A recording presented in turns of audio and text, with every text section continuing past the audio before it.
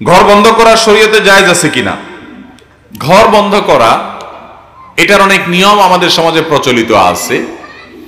যদি রুকিয়া শারঈয়ার অংশ হয়, সেখানে বেশরিয়তে কোনো কাজ করা না হয়, ঘরে যাতে দুষ্টু জিনের উপদ্রব উপদ্রব এগুলো না থাকে, যেগুলো আছে সেগুলো থেকে মুক্ত করা হয়, আজান দেওয়া হলো, কোরআন তেলাওয়াত করা হলো, এই জাতীয় কাজ করা হয়, তাহলে এগুলোর মাধ্যমে ঘরকে দুষ্টু জিন ব্ল্যাক ম্যাজিক থেকে মুক্ত করার প্রয়াস এটা গ্রহণযোগ্য হতে পারে।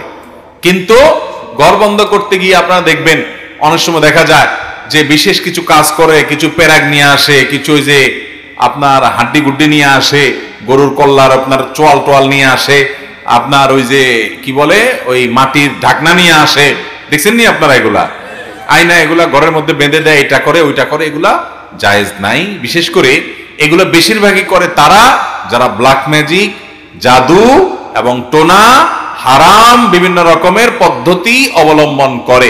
এই জাতীয় খোনাররা সাধারণত ঘর বন্ধ করতে গিয়ে এই সমস্ত আকাম কুকাম করে। আমরা জানিও না প্যারাক বাঁধিতে হচ্ছে প্যারাকে রক্ষা করবে, ওইটা করবে সেটা করবে, এটা না। আপনি আজান দিলেন, কোরআন তেলাওয়াত করলেন, আল্লাহর কোন জিকির এতবার পাঠ করলেন, রুকিয়া হিসেবে, ঝাড়ফুঁক হিসাবে এগুলো করতে পারেন। তবে সুন্নাহ সম্মত উপায় যদি আপনি অবলম্বন করেন, কোন বাসা যাতে দুষ্ট জিন ব্ল্যাক ম্যাজিক এগুলো দ্বারা উপদ্রব এর মুখোমুখি না হয়, সেজন্য আপনি কি করবেন? বাচ্চাদেরকে সন্ধ্যার সময়, মাগরিবের সময় বাসা বাইরে রাখবেন না। এই সময় শয়তানগুলোর বিচরণ হয়, বাচ্চাদের উপরে প্রভাবটা বেশি পড়ে সাধারণত। এই টাইমটাতে একেবারে সূর্য ডুবে, যখন ডুবার পর পর একেবারে সন্ধ্যার সময়, তার আগে পরে অসুবিধা নেই।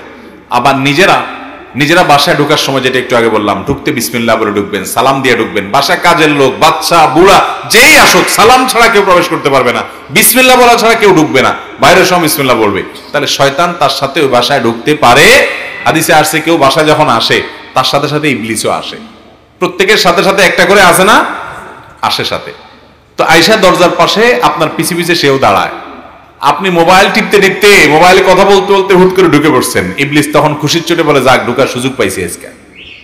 আর যদি আপনি বিসমিল্লাহ বলে ঢুকেন, তো ইবলিস বলে, হায় হায় রে, লা মাবিতা, আজকে এখানে রাতে আর থাকার সুযোগ হলো না।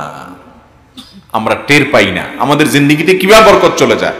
এই জন্য বাসায় সবাই, যত মানুষ ঢুকবে বাড়িতে, ঘরে ঢুকার সময় কি পড়ে ঢুকবে? বিসমিল্লাহ। আবার বের হওয়ার সময়, খাওয়ার সময় বিসমিল্লাহ, স্ত্রী সবাসে বিসমিল্লাহ, বাথরুমে যাওয়ার সময় বিসমিল্লাহ, প্রতিটা কাজে বিসমিল্লাহ। বিসমিল্লাহ বললে ইবলিস আর সুযোগ পায় না, চান্স পায় না। এই জন্য বাসা বাড়ি থেকে এগুলোকে ঝেঁটিয়ে বিদায় করতে চাইলে এই সুন্নাহ সম্মত আমলগুলো হলো সবচেয়ে বড় আমল, ইনশাআল্লাহ।